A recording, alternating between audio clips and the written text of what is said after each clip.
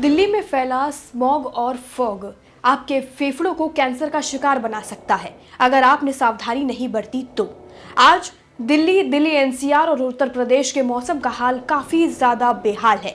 Visibility इतनी खराब है कि 50 मीटर की दूरी तक की चीजें दिखाई नहीं दे रही हैं, रस्तों पर गाड़ियां दिखाई नहीं दे रही हैं। अब सवाल ये है कि जो शहर में फैला हुआ है ये फॉग है या स्मॉग, क्योंकि अगर ये स्मॉग है तो ये किसी जहर से कम नहीं है। स्मॉग से आप अलग अलग बीमारियों की चपेट में आ सकते हैं, जैसे कि कैंसर, फेफड़ों की बीमारी, सांस लेने में दिक्कत, कई सारी दिक्कतें हैं जो आपको लग सकती हैं। जहरीले स्मॉग की क्या है पूरी जानकारी, चलिए सब कुछ जानते हैं आज के आरोग्य एक्सप्रेस के इस शो में।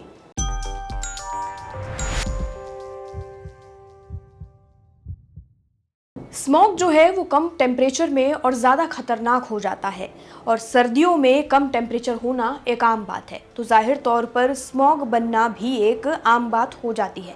अब जो मैंने बात की कि जो दिल्ली एनसीआर या दिल्ली में फैल रहा है ये स्मॉग है या फिर फॉग, ये जानना थोड़ा मुश्किल है, लेकिन इस समय ज़रूरी है कि आपको पता चले या ना चले, आप सावधानी ज़रूर बरतें। जानलेवा स्मॉग से आंखों में जलन, खांसी, सांस लेने में तकलीफ, फेफड़ों में रुकावट और भी कई सांस से संबंधित बीमारियां आपको चपेट में ले सकती हैं। फॉग से अलग स्मॉग से बदबू आती है। ये जो जानकारी है ये आपको अंदाज़ा लगाने में मदद करेगी कि जो फैला हुआ है मौसम में वो स्मॉग है या फिर फॉग, जिससे आप इन दोनों के बीच में अंतर समझ सकते हैं। अब बात करते हैं कि आप इससे बच कैसे सकते हैं। अगर ये फैला हुआ जो धुंध है ये अगर फॉग है तो ठीक है, कोई बात नहीं, आप इससे बच सकते हैं।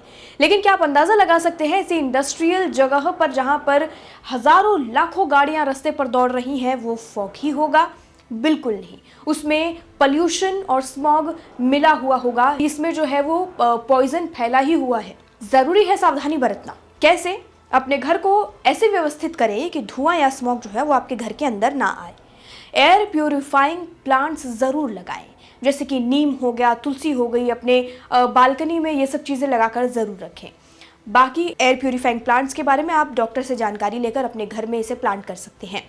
घर में किसी तरह की चीज़ों को जलाने से बचें, जैसे कि पूजा करते वक्त अगरबत्ती, धूप बत्ती, कोयला, मोमबत्ती, लकड़ी या ऐसा कुछ। डस्टिंग करने या झाड़ू लगने से बचें। सांस लेने की समस्या धूल कण से और भी बढ़ जाती है, ज़्यादा हो जाती है। इसके बदले में आप सफाई के लिए वैक्यूम क्लीनर का इस्तेमाल कर सकते हैं, या फिर एक गीला कपड़ा लेकर जहाँ पर डस्ट जमा हुआ है उसे आप पोंछ सकते हैं। इससे क्या होगा, जो डस्ट आपके जगह पर सामान पर बैठा हुआ है ये हवा में फैलेगा नहीं, उड़ेगा नहीं, तो आपके नाक में जाने से बचेगा। ये आपके लिए ज़्यादा से ज़्यादा सुविधाजनक और फ़ायदेमंद और ज़्यादा इफ़ेक्टिव होगा। इससे आप सांस लेने की तकलीफ से बच सकते हैं। साधारण शब्दों में समझते हैं कि ये स्मॉग और फॉग में कितना अंतर होता है और ये दोनों में से सबसे ज़्यादा खतरनाक क्या है। साधारण शब्दों में कहें तो स्मॉग यानी जानलेवा धुआं, ये स्मॉग फॉग यानी कोहरे से बहुत ज़्यादा अलग होता है। ये आप अपने दिमाग में बैठा लीजिए।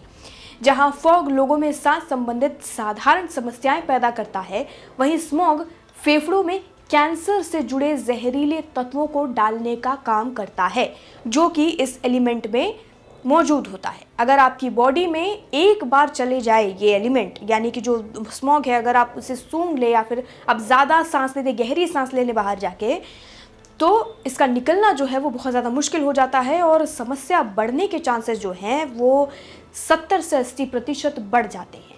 फॉग यानी कोहरा ये तब बनता है जब हवा में मौजूद वाटर वेपर ठंडी होकर हवा में जम जाते हैं और पानी की बूंदें हवा में तैरती हैं। ये काफ़ी नेचुरल प्रोसेस हो गया, इससे आपको ज़्यादा कोई तकलीफ नहीं होगी। ज़्यादा से ज़्यादा क्या होगा कि आपके आसपास के एरिया की विजिबिलिटी जो है वो कम हो जाएगी।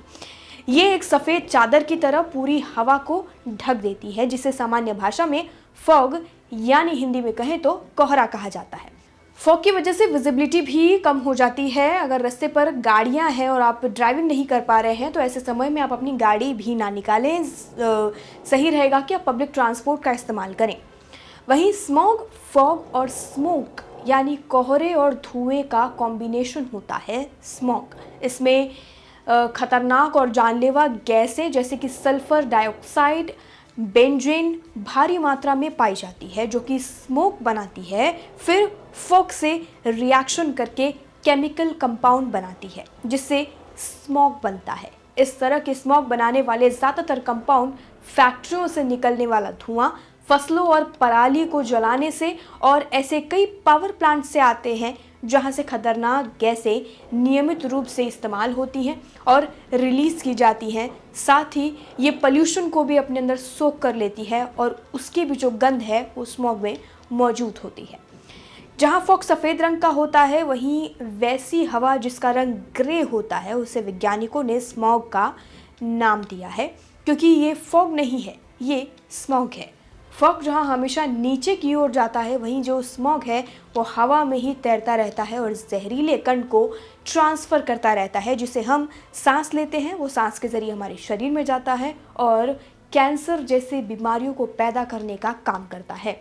इसलिए हवा में मौजूद धुंध सिर्फ रेगुलर सर्दी की धुंध नहीं है जिसकी वजह से आपको सर्दी, खांसी और सांस से जुड़ी दूसरी बीमारियां हो रही हैं, बल्कि ये हवा में मौजूद जानलेवा स्मॉग है जो हमें बीमार बना रहा है और कई तरह की तकलीफें दे रहा है। जाहिर है कि ठंडी हो या गर्मी, आपको बाहर जाकर काम करना ज़रूरी है। आप बाहर निकलेंगे ही, तो ऐसे समय में आप बिना मास्क के बाहर ना निकलें।